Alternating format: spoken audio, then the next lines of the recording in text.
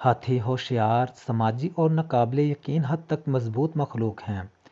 ये ख्याल किया जाता है कि बरसों पहले हाथी की 300 से ज़्यादा इकसाम थीं, ताहम आज सिर्फ 2 ही बाकी रह गई हैं।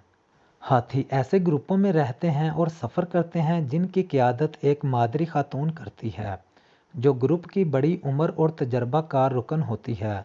ताहम नर जब जिनसी पुख्तगी को पहुंच जाते हैं और अफजाइश ना होने पर अकेले घूमते हैं तो इन्हें ग्रुप से बाहर धकेल दिया जाता है। मादा हाथी साथी ख़वातीन और जवान बछड़ों की देखभाल करने वाला सलूक ज़ाहिर करने के लिए जाना जाता है। इनके बारे में सोचा जाता है कि वो ख़ानदान और दोस्तों के साथ ज़िंदगी भर के ताल्लुकात कायम करते हैं, बिल्कुल इसी तरह जैसे इंसान करते हैं। हाथी अपनी बहुत सी आवाज़ों के लिए मशहूर हैं।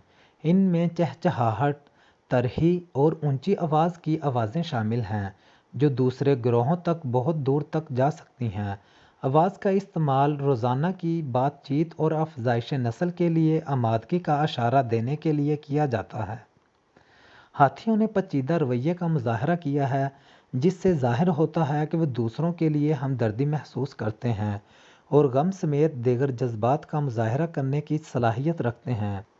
हाथियों के लिए सबसे बड़ा ख़तरा रहाइश गाह का नुकसान है।